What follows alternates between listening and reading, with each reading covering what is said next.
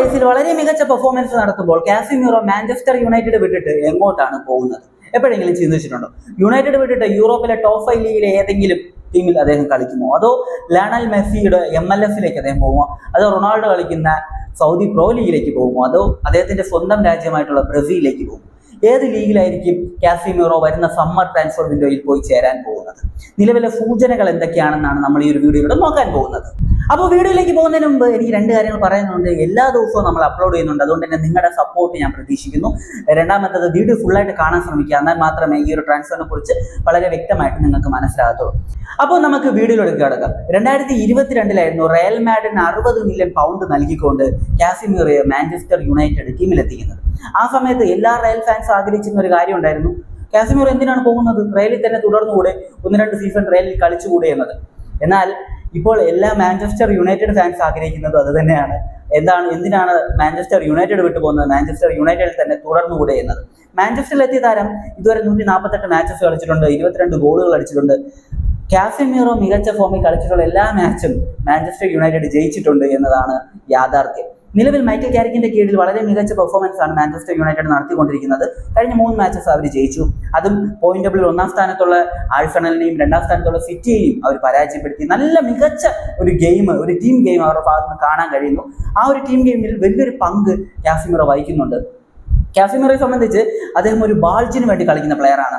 Tank എന്നാണ് അദ്ദേഹത്തിന് വിളിക്കുന്നത്. അതായത് ടീമിൽ കളിക്കുകയാണെങ്കിൽ അദ്ദേഹം 100% എഫേർട്ട് ഇടും. അത്രയും എഫേർട്ട് ഇട്ടായിരിക്കും അദ്ദേഹം കളിക്കുന്നത്.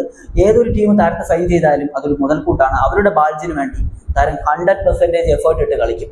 വരുന്ന സമ്മർ ട്രാൻസ്ഫർ വിൻഡോയോടുകൂടി താരത്തിന്റെ കോൺട്രാക്ട് യുണൈറ്റഡിൽ തീരുകയാണ്.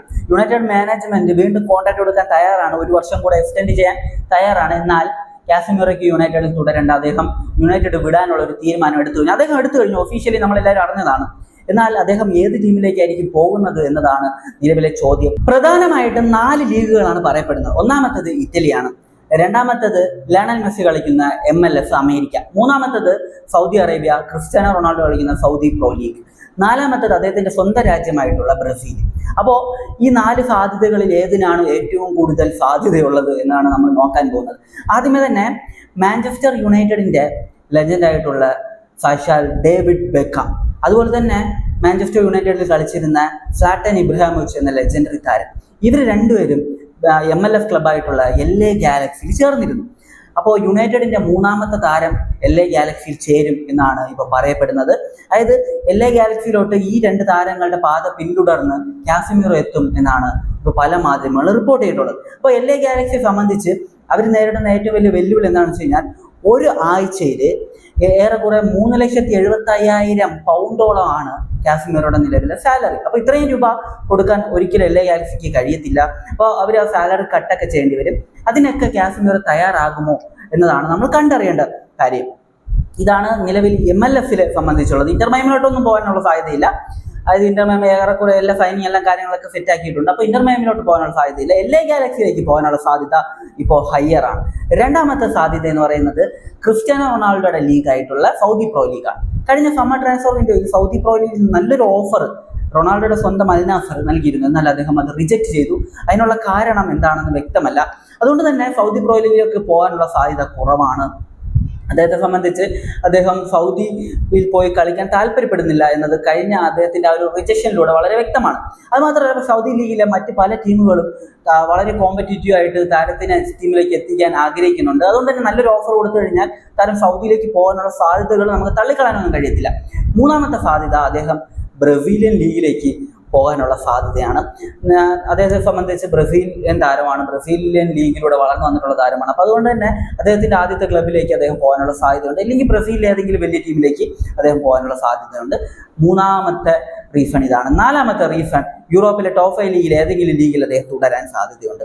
അതിൽ ഏറ്റവും കൂടുതൽ എടുത്ത് പറയുന്നത് ഇറ്റാലിയൻ ലീഗായിട്ടുള്ള സീരിയയാണ്. അപ്പോൾ സംബന്ധിച്ച് ഇറ്റലി ലീഗിൽ AC മിലാൻ ഉൾപ്പെടെയുള്ള വലിയ ടീമുകളിൽ ഏതെങ്കിലും ഒരു ടീമിൽ താരം പോകാനുള്ള സാധ്യതകളുണ്ട്. അപ്പോൾ എൻ്റെ ഒപ്പീനിയൻ ഞാൻ പറഞ്ഞുതരാം.